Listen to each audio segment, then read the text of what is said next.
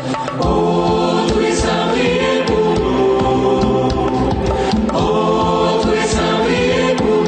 Seigneur, prends pitié. Ô Christ, prends pitié.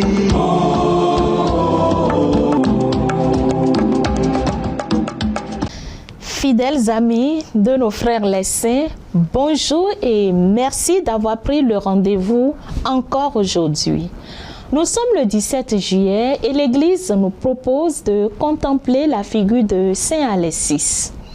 Saint Alexis, qui vécut au commencement du 5e siècle, est un exemple éclatant de renoncement aux vanités du monde et de la charité chrétienne authentique. Fils unique d'un riche sénateur de Rome, il reçut une éducation exemplaire qui le prépara à suivre les vertus de ses parents, notamment l'usage vertueux des richesses au service des pauvres. Les parents de Saint Alexis lui inculquèrent dès son jeune âge une leçon essentielle. Les richesses terrestres trouvent leur véritable valeur lorsqu'elles sont partagées avec ceux qui sont dans le besoin. En suivant cet enseignement, Alexis ne se contentait pas de distribuer des aumônes. Il le faisait avec une profonde affection et une humilité touchante. Il considérait les pauvres non pas comme des bénéficiaires de ses largesses, mais comme des bienfaiteurs qui lui offraient l'opportunité de servir Dieu et d'amasser un trésor céleste pour l'éternité. Malgré la pression familiale pour qu'il se marie, Alexis montra une obéissance respectueuse en acceptant initialement les désirs de ses parents. Toutefois, le jour même de ses noces, il sentit une forte inspiration divine le poussant à fuir. Ainsi, il quitta secrètement sa demeure et s'installa dans un pays lointain, près d'une église dédiée à la Sainte Vierge. Dans son nouvel environnement, Alexis vécut dans une grande simplicité et dévotion. Ses vertus remarquables ne tardaient pas à attirer l'attention des fidèles locaux, mais Alexis, aspirant à une vie de silence et d'humilité, choisit de retourner à Rome. Se présentant comme un pauvre pèlerin, il trouva refuge dans la maison de son père où il vécut sans révéler sa véritable identité. Installé dans un modeste logement au sein de la demeure familiale, Alexis continua à pratiquer ses vertus d'humilité et de patience.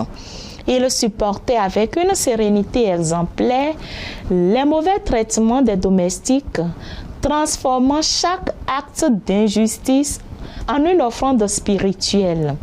Son existence cachée témoigne de son mépris des honneurs terrestres et de son désir de rester inconnu même à ses propres parents.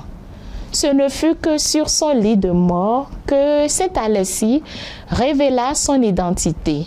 Les membres de sa famille, bouleversés par cette révélation, réalisèrent la grandeur spirituelle de celui qu'ils avaient hébergé sans le savoir. La découverte de ses écrits, où il racontait son parcours et sa quête de perfection chrétienne, renforça encore leur admiration et leur respect pour sa sainteté.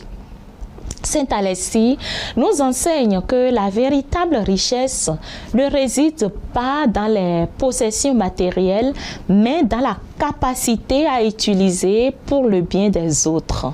Son mépris des honneurs et des conforts du monde, ainsi que son dévouement total à la charité et à l'humilité, constitue un modèle de vie chrétien que tous peuvent aspirer à suivre. Dans un monde souvent dominé par la recherche du prestige et de succès matériel, l'exemple de Saint Alexis rappelle la valeur inestimable de la simplicité et de l'altruisme. Son histoire nous incite à reconsidérer nos priorités et à trouver dans le service des autres une voie vers la véritable plénitude spirituelle.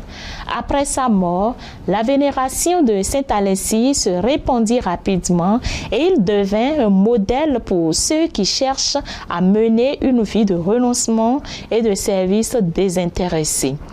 Les églises et les communautés chrétiennes l'honorent comme un exemple de sainteté, de patience et de charité. Chaque année, les fidèles célèbrent la fête de Saint Alexis, rappelant son exemple inspirant de dévouement et d'humilité. Ces reliques vénérées dans diverses églises continuent d'attirer les pèlerins. Que par son intercession, le Seigneur nous obtienne la grâce de l'humilité, de la simplicité et du détachement pour sa gloire et le salut de nos âmes. Amen.